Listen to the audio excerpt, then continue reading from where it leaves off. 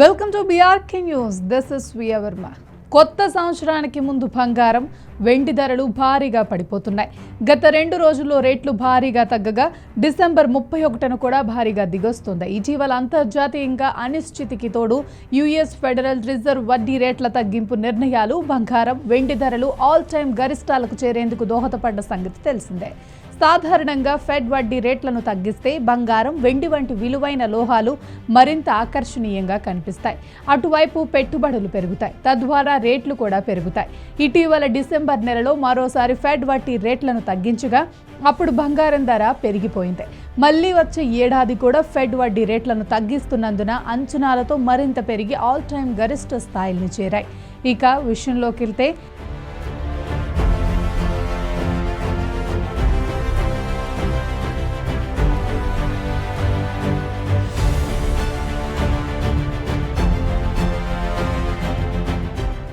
ఆకాశమే హద్దుగా వెండి ధర పెరిగింది.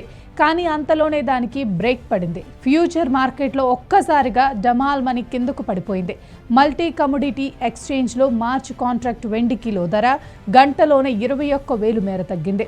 వెండి ధర రోజు రోజుకు పెరుగుతూ పోయింది. పారిశ్రామిక అవసరాల నిమిత్తం ముఖ్యంగా 5G, విద్యుత్ వాహనాలు, సౌర విద్యుత్ రంగాల నుంచి ఈ లోహానికి లభిస్తున్న గిరాకీ వల్ల ధర పెరుగుతోంది. వెండిపై పెట్టుబడులు పెట్టిన వారి సంపద విలువ వృద్ధి చెందుతున్నందున మరింత మంది ఆన్లైన్లో లోహం రూపేణా కొనుగోలు చేస్తున్నారు. ఫలితంగా మార్కెట్ విలువ పరంగాను వెండి అరుదైన ఘనత సొంతం చేసుకుంది. ప్రపంచవ్యాప్తంగా అత్యధిక మార్కెట్ విలువ బంగారానిదే. తరువాత స్థానంలో అమెరికా చీఫ్ దిగ్గజ సంస్థ ఎన్విడియో మార్కెట్ విలువ ఉంది. ఆ తరువాత స్థానంలోకి వెండి చేరింది. వెండి మార్కెట్ విలువ సుమారు 380 లక్షల కోట్లుగా పరిగణిస్తున్నారు.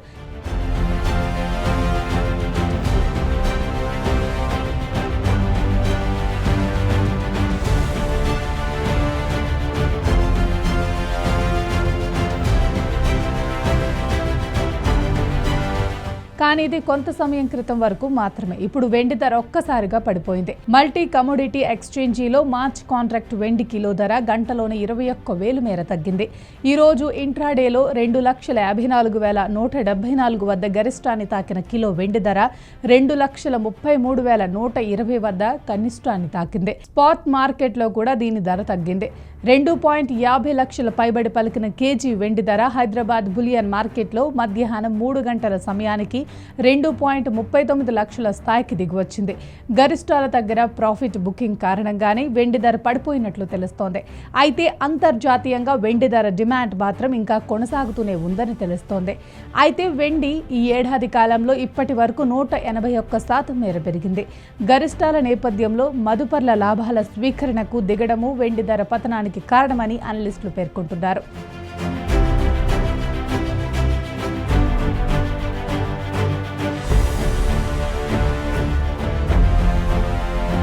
ప్రస్తుత వెండి 200 డే మూవింగ్ యావరేజ్ కంటే 89% పైనే ట్రేడ్ అవుతుంది. రష్యా ఉక్రెయిన్ యుద్ధం, వెండిలో అమ్మకాల ఒత్తిడి పెరగటానికి చికాగో మర్చెంట్ ఎక్స్చేంజీ కూడా మరో కారణమని తెలుస్తోంది. ఈ గ్రూప్లో ప్రపంచంలో అతిపెద్ద డెరివేటివ్స్ ఎక్స్చేంజ్లను నిర్వహిస్తోంది. 2026 మార్చ్ ఫ్యూచర్ కాంట్రాక్ట్కి సంబంధించిన మార్జిన్ను $20,000 నుంచి $25,000 పెంచింది.